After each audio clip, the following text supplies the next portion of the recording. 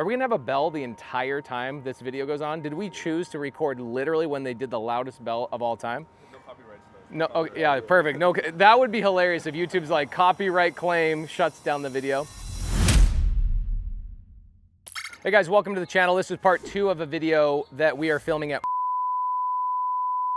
in Lake Worth, Florida. And as you can hear the bell in the background, we don't give a crap what's going on. We're just gonna be here to deliver value. And what you're gonna learn today is a very unique structure. This house I bought subject to, okay? I'm gonna make up the numbers for mathematical purposes, but the house had a debt on it of $300,000. But I bought the house for $400,000 and I came out of pocket no money. So Kevin, come over here for a second. Let's have a conversation. Welcome, Kevin, to the show.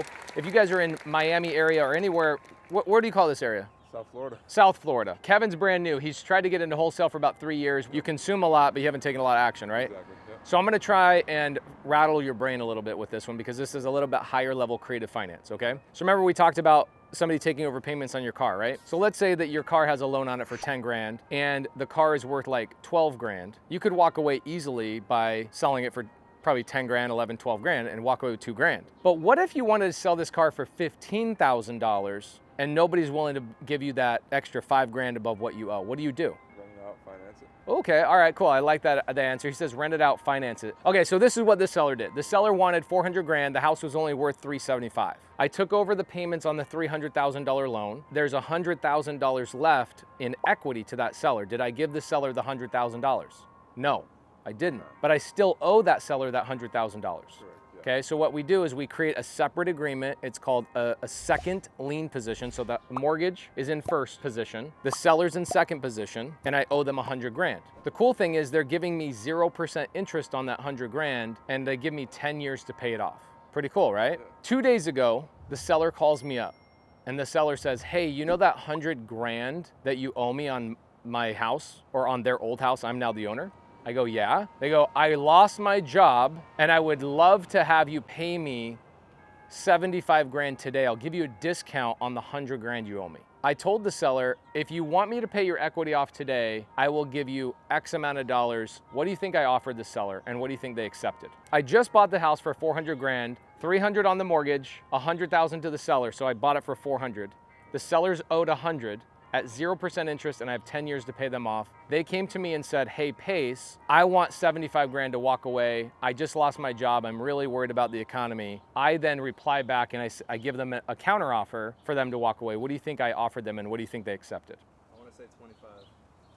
I was in the 40K. 20 grand.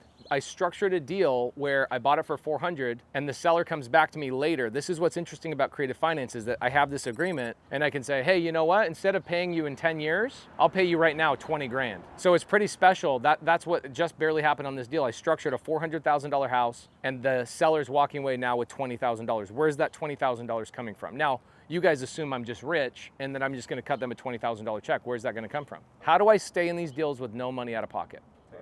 Private lenders. You protect private lenders all day long, right? All these people are in your car all day long. Problem is you need to get a deal. So if you had a deal, private money lenders always find themselves to you. So that's the cool thing about this real estate is that one, I didn't have to buy it with credit, credentials, or any of my own cash. And two, the seller came back to me and I can renegotiate my structure with the seller because I'm now the owner. Seller comes to me and says, I'll walk away with 75 grand. I come back and say 20 grand. And they walk away with 20,000. So I bought a $400,000 house for 320. And the 20 grand actually came from a private money lender. So I'm into the deal, no money.